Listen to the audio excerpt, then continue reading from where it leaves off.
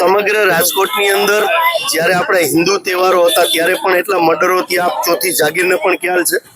એ પછી હમણાં થોડા દિવસે ફાયરિંગની ઘટના પણ બની. રાજકોટ શહેરની અંદર રાજકોટની જનતા ઘરથી બહાર નીકળવામાં પણ ડરે છે, કારણ કે આપણે જાણે કે રાજકોટ શહેરની જે હરીફાઈ યુપી બિહાર આપણે કરી હોય કાયદો વ્યવસ્થાની, એવું લાગી રહ્યું છે અમને વિરોધ પક્ષ તરીકે. અને ક્યાંક ને ક્યાંક ભારતીય જનતા પાર્ટીના શાસનની અંદર, ભ્રષ્ટ શાસનની અંદર સમગ્ર ગુજરાતમાં કાયદો વ્યવસ્થાની કથળતી હાલત અને રાજકોટ શહેરની કથળતી હાલતને આજે લઈને લોકોનો અવાજ બનીને આજે પોલીસ તંત્રને ઢંઢોળવાનું કામ કોંગ્રેસ પરિવાર દ્વારા કરવામાં આવવાનું છે. અને હું આપના માધ્યમથી કહેવા માંગુ છું, ભાઈ ગુજરાતના ડેપ્યુટી સીએમ અને જેમની પાસે સમગ્ર હવાલો છે હર્ષભાઈ સંઘવીને, કે હર્ષભાઈ તમે માત્ર વાતો કાગળ ઉપર કરો છો કે ચમરબંધીને છોડવામાં નહીં આવે.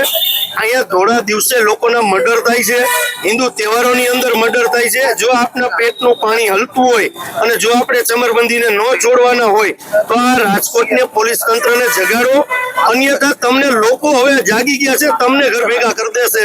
આ 110%ની વાત છે. લોકો અત્યારે રાજકોટ શહેરની અંદર બહાર નીકળતા પણ ડરે છે. એનો અવાજ બનીને આજે કોંગ્રેસ પરિવાર દ્વારા પોલીસ કમિશનરશ્રીનો ઘેરાવ કોંગ્રેસ પરિવાર દ્વારા રાખવામાં આવેલ છે. આજે કમિશનરનો ઘેરાવ કરવા આવ્યા છે, કમિશનર કચેરીનું. કારણ કે કમિશનર હંમેશા જ્યારે મળવા જાય ત્યારે એક બે જણાને એમ કહે કે તમે અંદર આવો, બધું બરોબર છે, અમે સાંભળશું. તો તમે સાંભળશો ત્યારે તહેવારના સમયમાં ખુલ્લે આમ આવી રીતે મર્ડર થઈ જાય, મન ફાવે એને મારી દે, છરી ચાકુથી હુમલા થઈ જાય, આટલો ખુલ્લે આમ ડ્રગ્સ વેચાતો હોય, દારૂ વેચાતો હોય, તો આમાં ક્યાં રાજકોટ સલામત છે?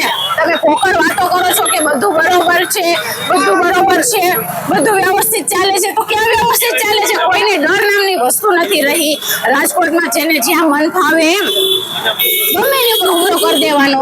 આ લુખા તત્વોનો આતંક છે, ગાડીઓના કાચ ફોડી નાખે, ગાડીઓ એમને પડી હોય તો આ બધું શું છે? તો તમે કેમ જાગતા નથી? કેમ કોઈ એક્શન લેતા નથી?